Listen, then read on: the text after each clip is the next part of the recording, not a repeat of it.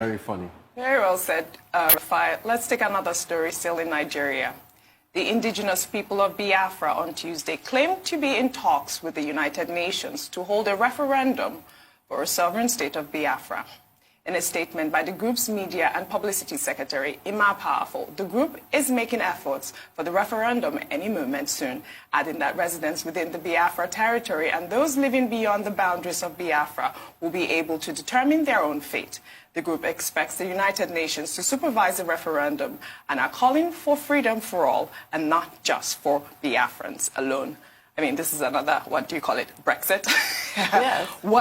How is it possible to have a sovereign state without any form of, partition? I mean, I would like to know, how does that work? It's possible. Okay. You can have, these are called, there are different types of referendums. These ones are called independence referendums. And an independence referendum does not actually need the consent of the national government. What tends to happen is if there's some kind of separatist movement, and that separatist movement gets support maybe at an election, they can now use that momentum to demand a referendum, not even of the national, or in our case, the federal government, just of their own people. Okay. They put a question on the ballot and people answer the question and they vote. And the United Nations will not call a referendum. Every country has their sovereignty. The United Nations will supervise, they'll observe if they're told to, they'll monitor a referendum if they're asked to. The United Nations is also relevant if the referendum succeeds and maybe the national government doesn't want to apply, the results of the referendum. The United Nations can come in and recognize that country as an independent country to give that referendum credence. So, yeah. So then what happens to the people that are not in support of the sovereign state of Biafra, that are in that territory as well? What happens? I'm speaking hypothetically. Yes. The referendum might not even happen because, like I said, it usually happens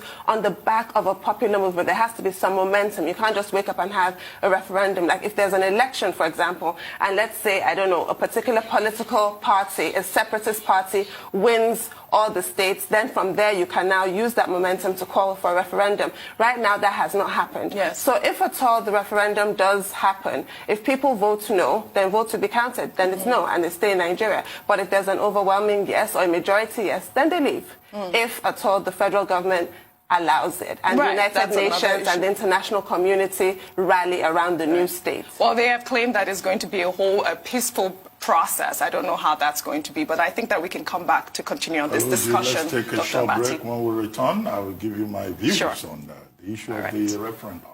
We'll take a short break now. When we return, the morning show will continue with What's Trending with OG up there.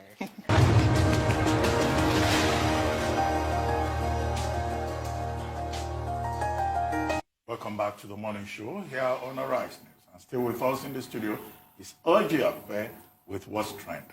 Well, before we went on break, we were talking about the request of the Indigenous Peoples of Biafra through Emma Powerful, the secretary, asking for a referendum to be organized by the United Nations. Now, the subject we're dealing with basically is self-determination. And self-determination, is an internationally recognized right by various UN conventions. Whether you are talking about Kosovo, or you are talking about East Timor, or you are talking about Cameroon. And it is indeed true that the United Nations can supervise referendums. The right of a people to determine their own future, to determine their own sovereignty. Now, two examples. In February 1961, the UN supervised the referendum to determine whether Northern Cameroon or Southern Cameroon would join Nigeria or join Cameroon. And that referendum was conducted. At the end of the day, when the votes were tallied, people can vote yes or no. At the end of it, Northern Cameroon joined Nigeria. Southern Cameroon, led by Ndeli and Co., joined Cameroon, the French-speaking Cameroon. Now, this was the decision over the British-occupied part of Cameroon at the time. In 1999, it was East Timor. And it was the president of Indonesia at the time who approached the United Nations to allow the people of East Timor to decide whether they would like to have special autonomy within Indonesia or have their own independence. And of course, they rejected special autonomy within Indonesia. In 2002, East Timor became independent on its own. And then you have the example of Kosovo and all of that. But whatever happens, there is no way that the United Nations can do a referendum inside Nigeria over and above the head of an existing sovereign. That is the Nigerian government itself. Now, would there be a referendum in Biafra? And how will it pan out?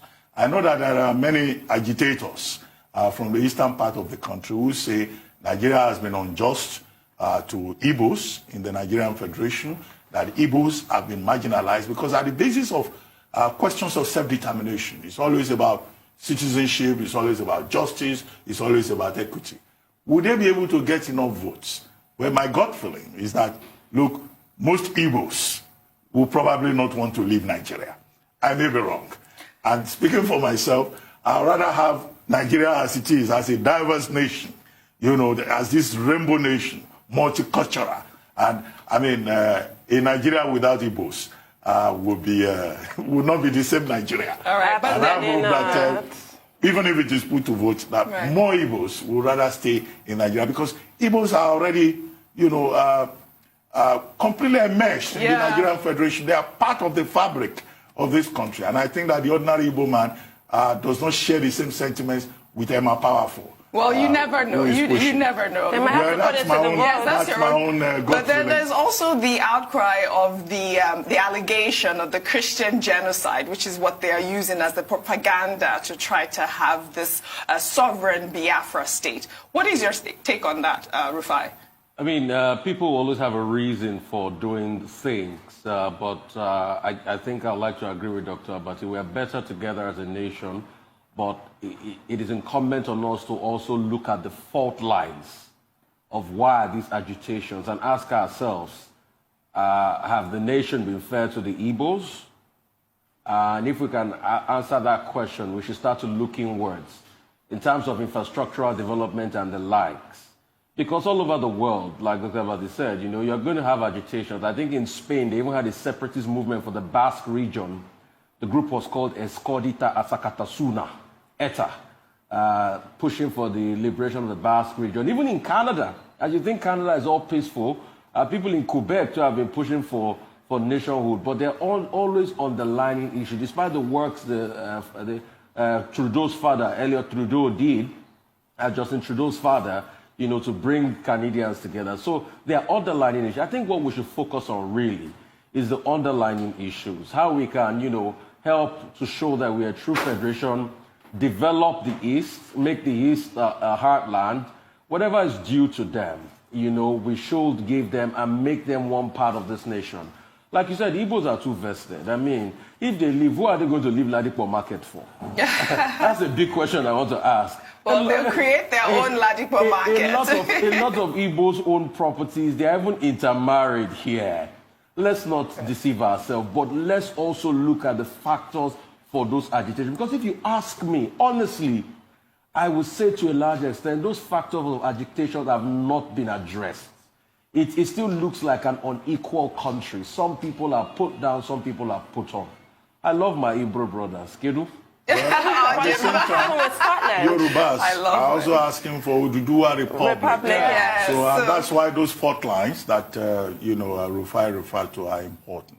We need to remake the nation. Yes. Do we really have a nation in which every part has a sense of belonging? What you said, Rufai, reminded me of Scotland. There's a sense of disenfranchisement with Scotland, and their referendum, everybody was so convinced that Scotland would vote to leave the United Kingdom, and they didn't.